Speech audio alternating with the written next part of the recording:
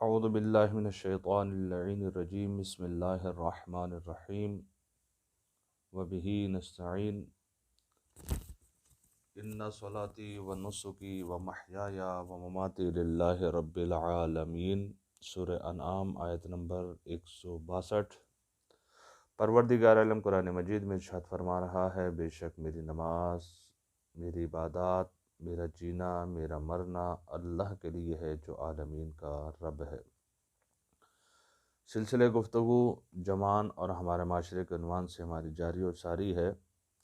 کل کی گفتگو کو جہاں تک ہم نے پہنچایا تھا، عرض کیا تھا کہ پروردگار عالم نے ایک فرشتہ خلق کیا ہے کہ جو ہر روز ہر رات کو یہ آواز دیتا ہے، اے 20 سال کی عمر والو، جدیت پیدا کرو، کوشش کرو، جد و جہد کرو۔ یہاں سے ایک پیغام ہمیں یہ ملتا ہے کہ خصوصاً 80 سال تک روایت نے ذکر کیا، تو جو ہم نے پہلے درس میں عرض کیا تھا، تو بہرحال کیونکہ ہمارا موضوع جوان ہے اور 30 سال والوں کو بھی اگر ہم شامل کر لیں کہ 30 سالوں والوں کو یہ آواز دیتا ہے کہ دنیا کی زندگی پر مغرور مت ہو جانا، اور 40 سال والوں کے لیے کہا گیا، آواز دیتا ہے یہ فرشتہ کہ تم نے اپنے رب کے لیے کس چیز کو، کیا چیز کو تیار کیا ہے۔ تو سامعین محترم، عرض یہ ہے کہ انسان کی زندگی جلدی جلدی جو ہے وہ گزر رہی ہے، اور یہ شباب اور یہ جوانی اور یہ نوجوانی بھی گزر جائے گی۔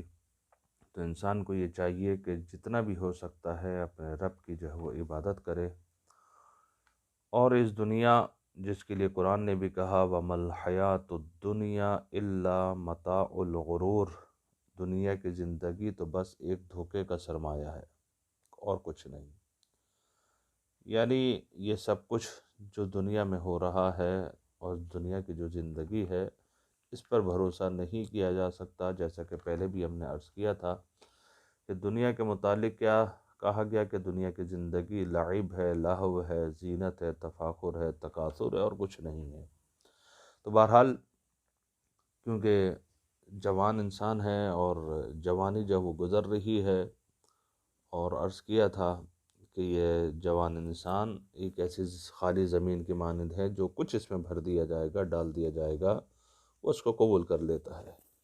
آج ایک اور حدیث کا ہم سہارا لے رہے ہیں جوانوں کے متعلق، کہ جس کے لیے روایت میں ملتا ہے کہ الشباب، پیغمبر فرماتے ہیں الشباب شعبۃ من الجنون، کہ جوانی ایک حصہ ہے جنون کا۔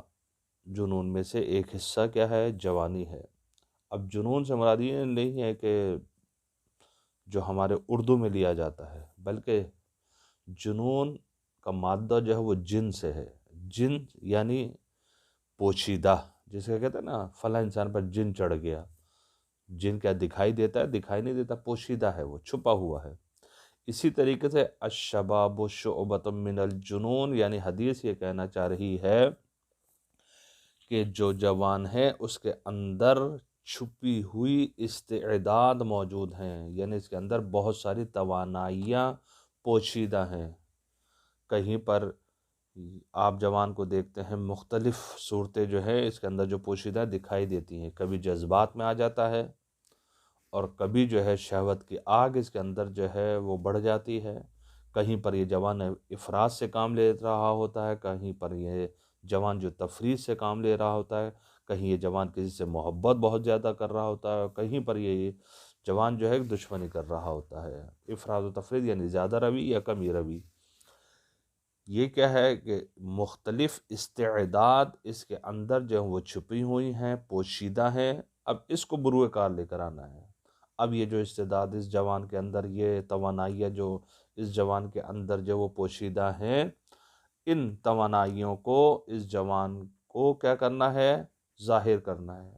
اب کس طریقے سے ظاہر کرے گا؟ اپنی توانائی کو یہ جوان جو وہ لے کر آئے۔ پہلا مرحلہ جیسا کہ کل ہم نے عرض کیا تھا کہ امام حسن مجتبیٰ علیہ الصلوۃ والسلام نے ایک پیغام ہمیں دیا ہے، اور وہ پیغام امام کا یہ تھا کہ تفکر، ہر خیر کے لیے جو ہے کباب جو ہے، جو کہنے کے چابی جو ہے وہ کیا ہے؟ تفکر ہے۔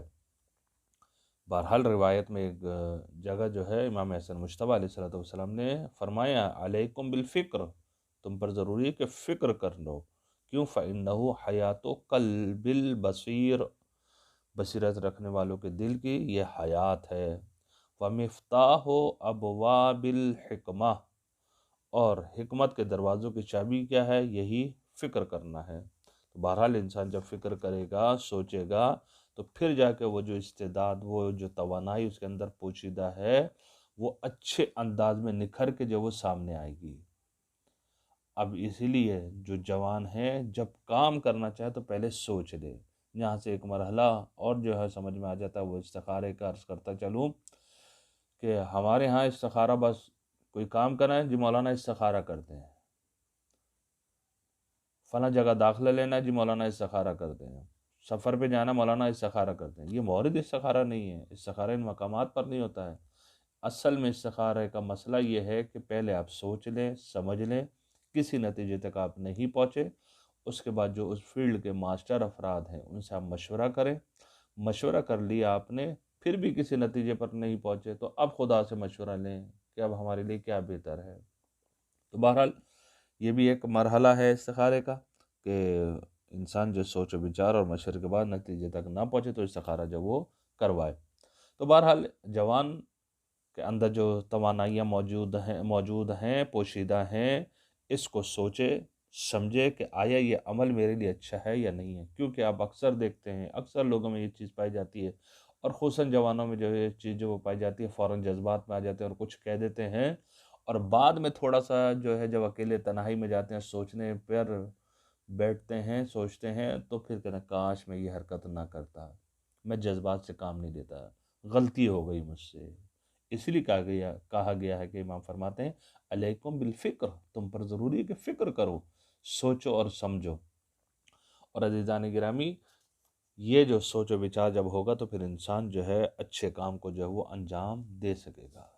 بس جوانی کو ایسے ہی جو وہ ضائع نہ کریں، اور جو ہے جوانی کے لیے جو ہے جس طریقے سے روایت میں کہا گیا ہے کہ یہ جوان رقیق و قلب بھی ہوتا ہے، اور یہ جوان جلدی خیر کے کاموں میں جو ہے حصہ بھی لیتا ہے، تو اس جوان کو یہ سوچنا چاہیے کہ اللہ تعالیٰ نے مجھے جو جوانی دی ہے کہ میرے لیے نعمت ہے، کہیں ایسا نہ ہو کہ یہ میری جوانی گزر جائے اور ملک الموت جو ہے وہ آ جائے، اور پھر اس کے بعد جو میں پچھتاؤں، جس طریقے سے روایت میں الناس نیام اذا ماتوا انتبہوا، کہ لوگ خواب غفلت میں پڑے ہوئے ہیں، جب ان کو موت آتی ہے تو وہ متوجہ ہوتے ہیں، اب فائدہ نہیں ہے۔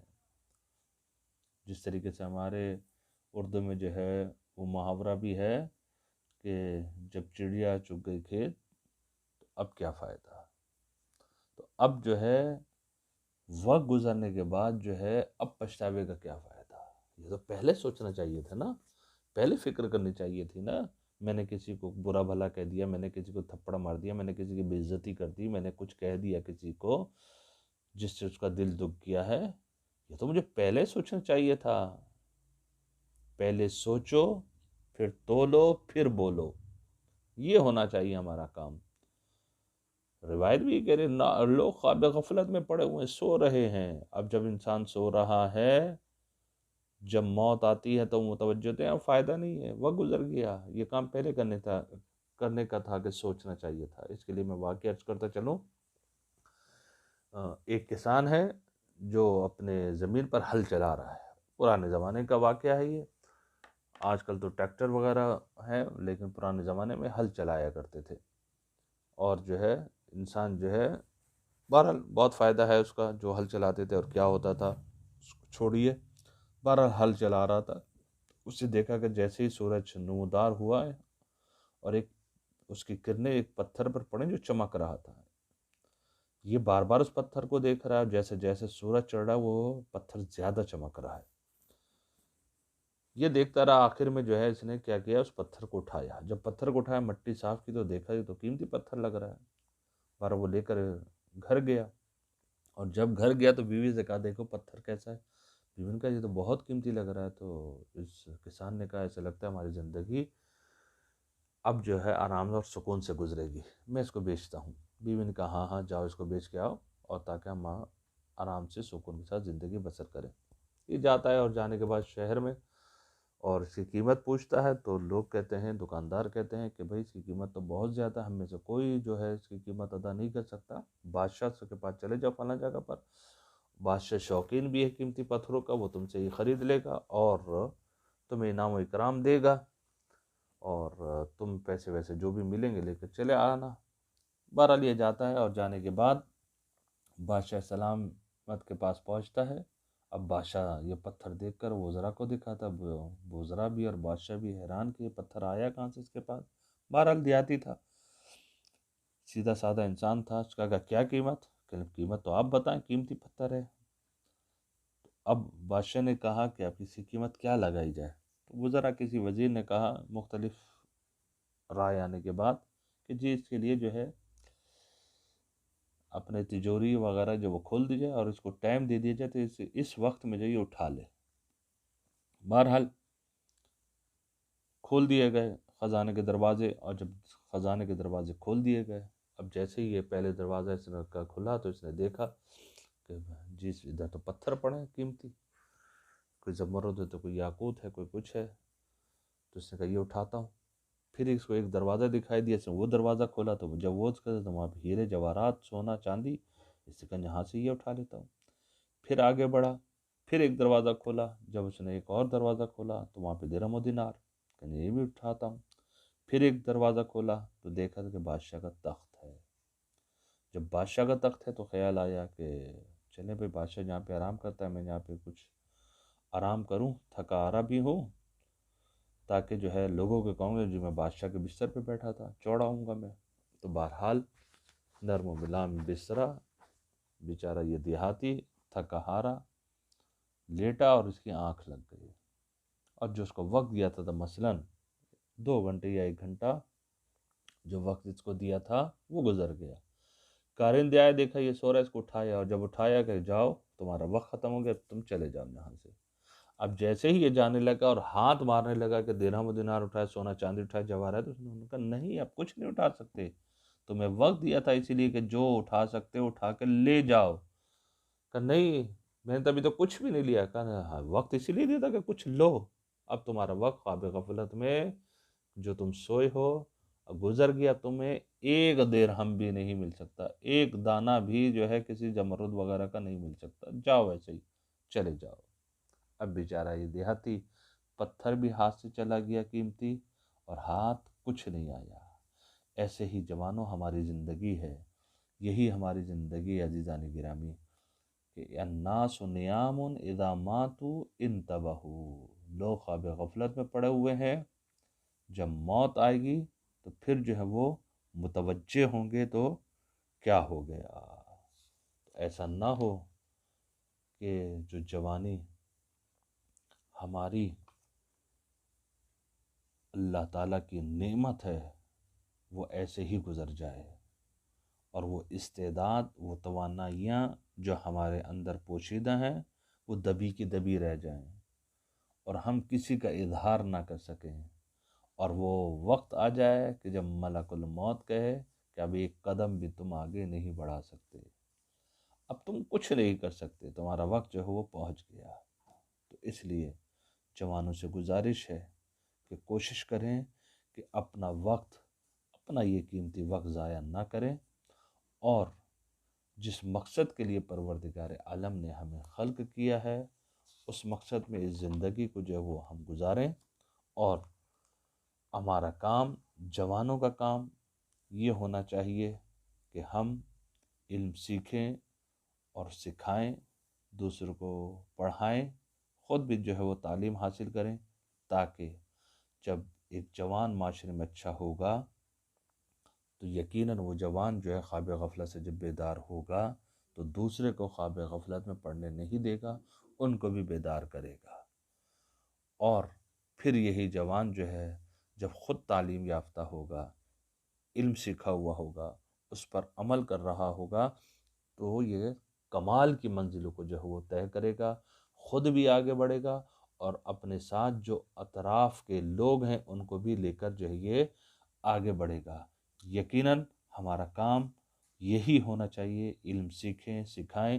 اسی لیے مولا کائنات علی ابن ابی طالب علیہ السلام ارشاد فرماتے ہیں کہ زکوٰۃ العلم نشرہ، علم کی زکوٰۃ یہ ہے کہ اس کو پھیلایا جائے۔ خدا سے دعا ہے کہ بحق محمد وآل محمد ہمیں بہترین انداز میں زندگی گزارنے کی توفیق عطا فرمائے اور اعمال صالح بجلانے کی توفیق عطا فرمائے۔ آج کا سوال یہ ہے کہ وہ کون سی حدیث ہم نے بیان کی ہے جو خواب غفلت کے بارے میں ہے۔ والسلام علیکم ورحمۃ اللہ وبرکاتہ۔